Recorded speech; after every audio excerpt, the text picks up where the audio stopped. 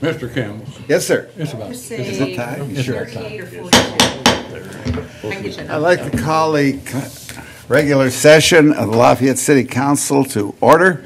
If everyone would please rise for the Pledge of Allegiance to our flag. I pledge allegiance to the flag of the United States of America and to the republic for which it stands, one nation, under God, indivisible, with liberty and justice for all. Thank you. Jerry, your collar's up. Would the clerk then conduct a roll call, please?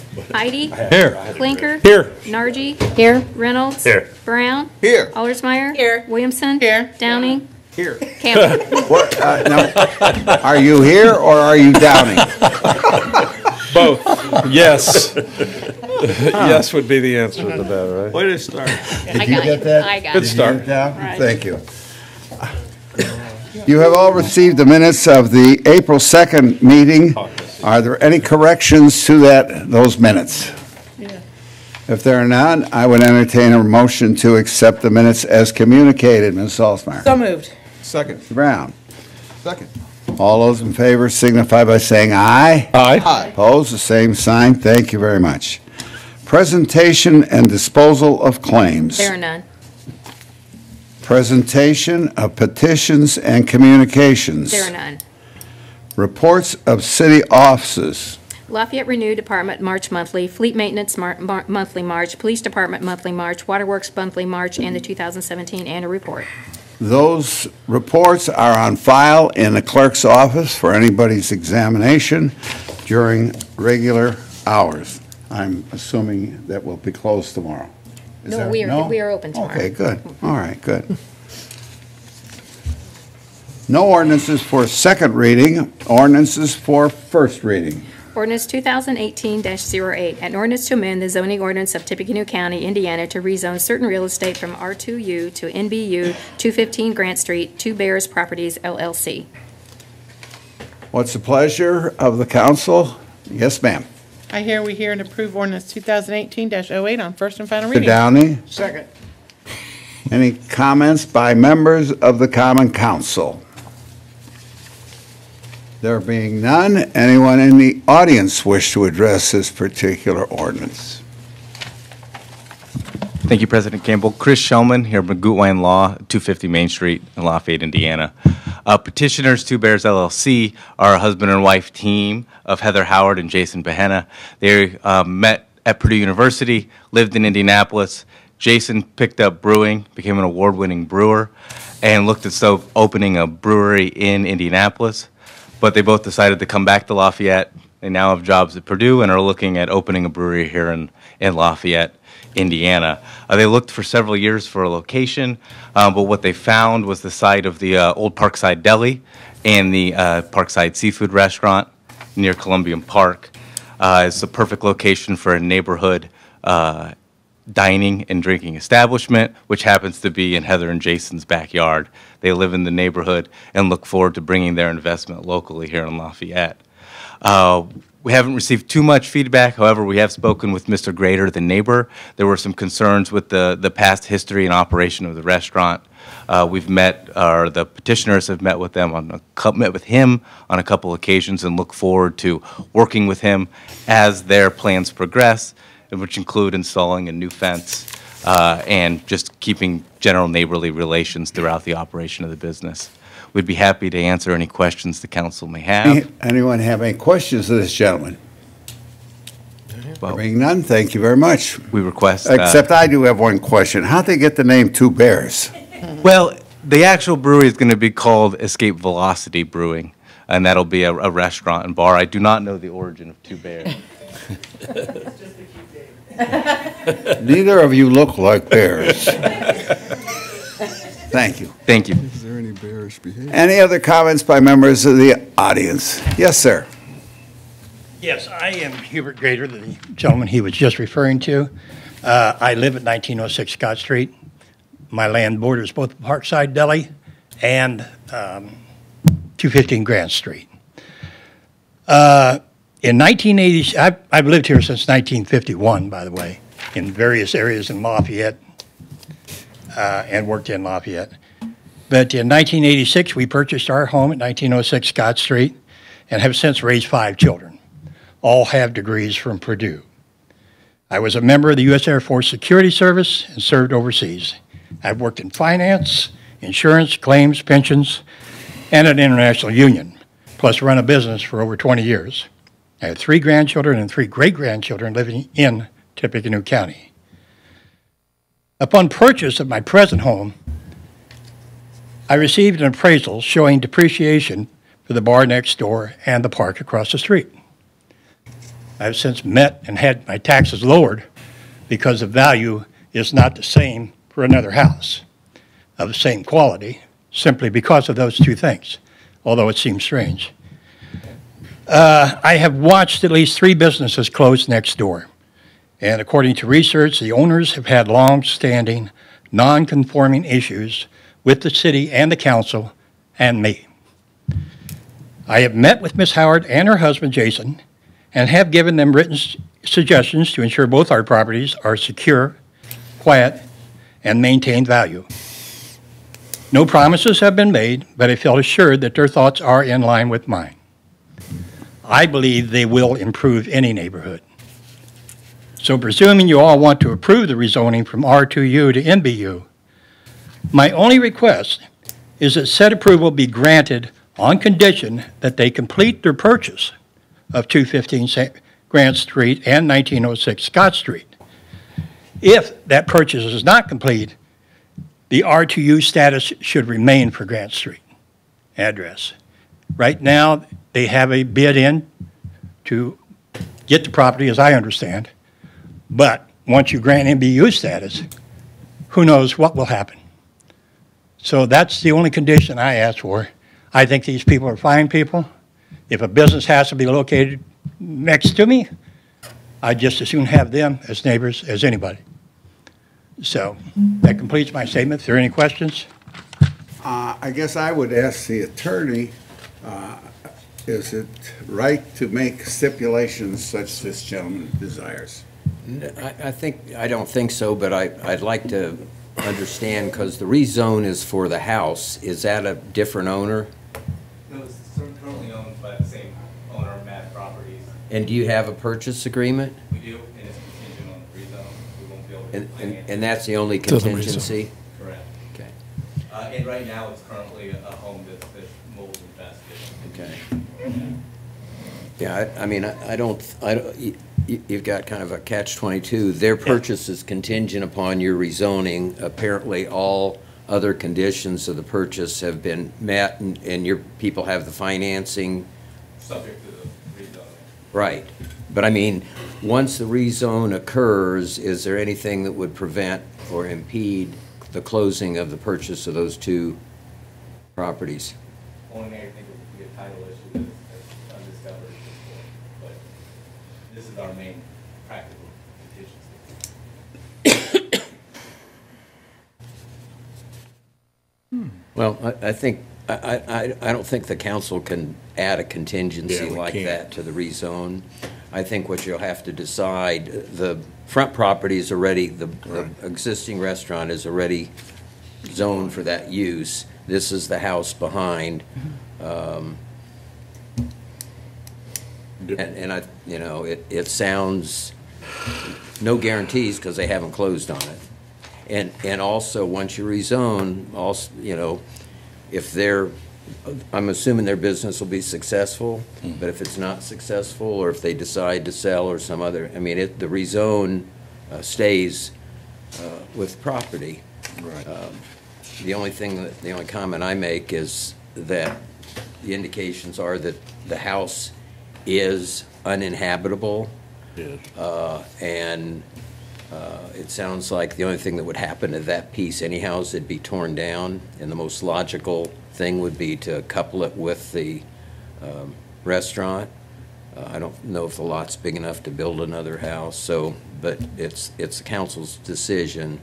But I don't think that you can legally do what you would request. I understand the request, but I think. I have the 2 previous owners and the one presently. I just don't want to see added value and then the contract fall through, and I'm stuck with the present owner. So I Well, want I'm these to be- sympathetic with your Yeah. comment about being stuck with the present owner. Yeah, okay. And I don't want to say any more about that, but yeah, I certainly hope everything goes through.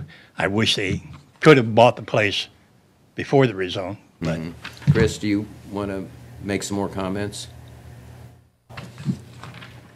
No, we just looking forward to the city's investment in the area and hope we can be a part of Columbia Park neighborhood. You said you were looking to make more on-site parking by raising the house and expanding. What's the expansion consist of? Is it attached to the current establishments, or is it a standalone? It'll be attached down a hallway. It will basically take the place of the current garage for the house, the property that's being rezoned. And that will be not used for restaurant purposes. It'll just be for the small-scale brewing equipment for the on-site consumption. That'll be the only thing constructed there. I drove up before our area plan meeting, and the house is absolutely, it's a mess. Disaster. It has no, I don't see how anybody could even revive it at all. Any other comments by members of the Common Council? Anyone else in the audience wish to address this particular rezoning? I understand, sir, that we can't put a little asterisk in there. not a problem. Okay. Any comments? Just one. I'm glad you guys reached out to the neighbor and hammered something out, because like the old saying goes, good fences make good neighbors. There being no other questions, then would the clerk conduct a roll call vote on ordinance 2018-8? Heidi, Aye. Clinker, Aye. Nargi, Aye. Reynolds, Aye. Brown, Aye. Allersmeyer, Aye. Williamson, Aye. Downing. Aye. Ordinance passes 8-0. Thank you. Resolutions. Resolution 2018-09, a resolution to approve the City of Lafayette Community Development Block Grant and the Lafayette Housing Consortium Home Program Annual Action Plan for 2018. What is the pleasure of the council? Mr. Downing? I move Now, to careful. hear and approve Resolution 2018-09. Good. A second. Second. Comments by members of the Common Council? Yes, sir. I would also like to, if I may, make a move for a motion to replace it in its entirety, Resolution 2018-09, with the amended Resolution 2018-09, and Mr. Chosnick, I think, would explain that. Did you get that, Mr. Heidi? Yes, I did, I think. Okay, good. Second. Second. I was going to say, should have said second. The amended as was indicated at caucus, there were some final numbers, plus the mayor had to review this. This is the amended resolution with the final numbers and the mayor's approval, and you need to vote first on amending it, and then vote on the resolution as amended. Any questions Yeah, on the amendment? There being none, would the clerk then conduct a roll call vote on the amendment to this resolution? Heidi, Aye. Clinker, Aye. Nargi, Aye. Reynolds, Aye. Brown, Aye. Allersmeyer, Aye. Williamson, Aye. Downing. Aye. Amendment passes 8-0. Thank you. Now I would entertain a motion for the amended resolution. So moved. Mrs. Alsmeyer? Mr. Clinker? Second. Any questions or comments by members of the Common Council? Yes, ma'am. Michelle Reynolds, Lafayette Housing Authority, and Federal Grants Administrator for the City of Lafayette. I'm requesting approval for the annual resolution for home and CDBG funds from HUD for project year 2018, which will begin in July. As part of the action plan, the citizen participation plan has been modified for notifying the public on upcoming hearings from newspaper to public notice. The City of Lafayette is an entitlement city. It receives CDBG funds. We had 2 public meetings. CDBG funds social services, public facility improvements, public infrastructure, removal of unsafe buildings, housing, and administration. The project year 18 CDBG allocation is $648,529. The prior year reallocation is $29,584.88. And prior year and 2018 expected program income is $24,798. The total CDBG funds is $702,911.88. The City of Lafayette is part of the Lafayette Housing Consortium, which includes Lafayette, West Lafayette, Town of Battleground, and unincorporated areas of Tippecanoe County. We had 2 public meetings. And the consortium approved the action plan for home. Home funds, home ownership activities, rental activities, and administration. The PY18 home estimated allocation or final allocation is $852,361. Prior year reallocation, $277,628. And total home funds is $1,129,939. I respectfully request approval of this resolution.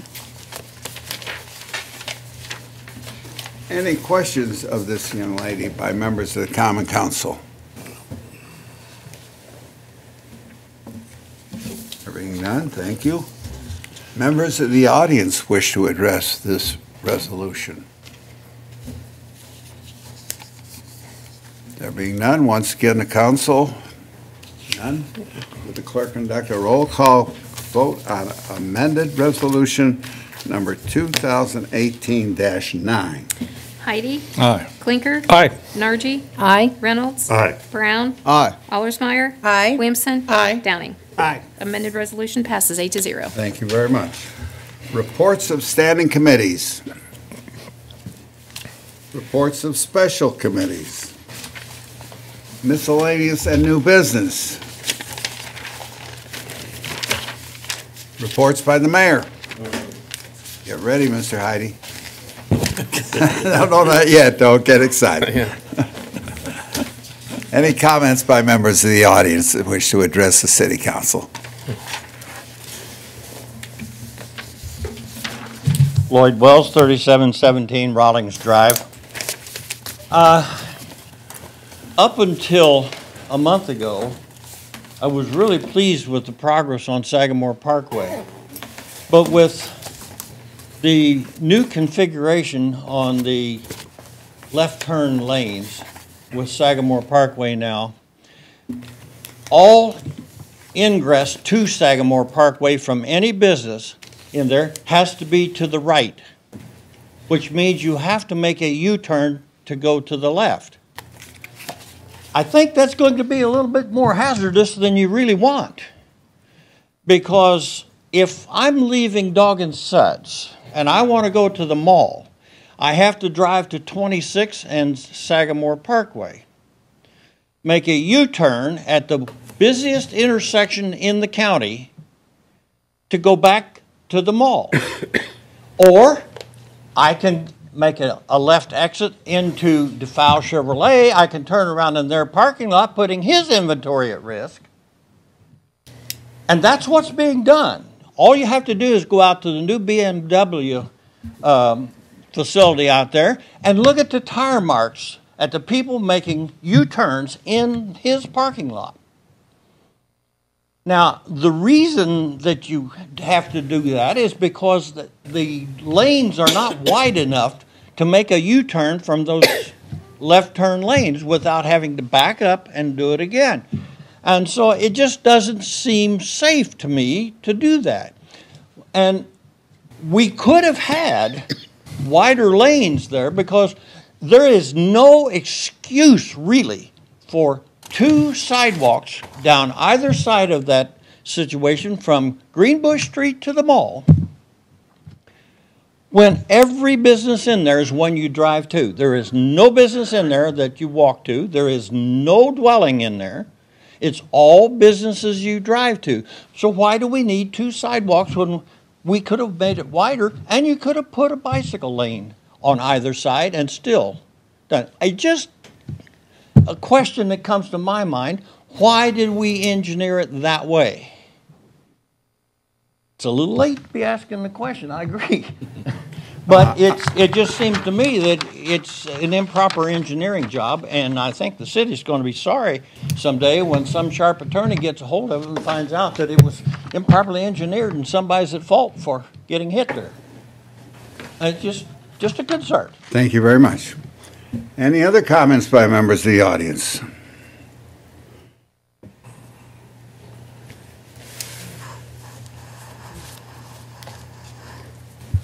I try to keep my brief. Perry Barbie, 3700 Redbud Avenue. Let's keep it. I just want to urge everybody, next Saturday we have the clean sweep that the clerk puts on every year. I encourage everybody to get a hold of the clerk tomorrow if it's not too late to sign up for your team, your scouts, your Boys and Girls Scouts Club, your church, whatever you have, or your family. Get involved in that because it's very important that you clean up your neighborhoods. It's really good. And we got a lot of things going on in our great community this month. We also have, this is a, kids is going to be out of school coming soon, so watch out for those little ones when you're out driving and whatnot in the traffic. And it's also Bicycle Safety Month. There'll be a lot of things going on with that throughout the community.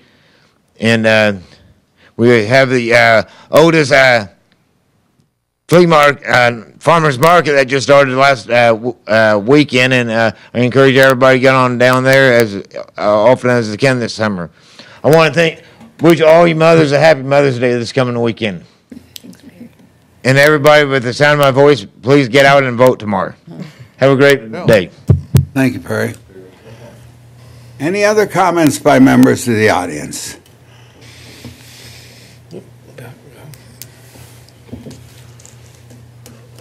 Good evening. My name is J.P. Schaefer. I represent the Perrin Neighborhood Association.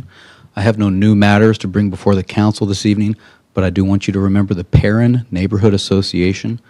The association has recently been meeting regularly on a monthly basis to address some of the concerns that we have, which include, but are not limited to, increased foot traffic around the Howard Center and increased vehicular traffic going down Perrin Avenue, which may be in response to the Erie Street construction, but it's really raised the concerns of the residents of the neighborhood, and they intend to come monthly to these meetings and anticipate bringing some of these concerns before you. But I wanted to introduce myself, and again, just make you all aware that the Perrin Neighborhood Association is very much invested in their property and interested in working with you to address their concerns.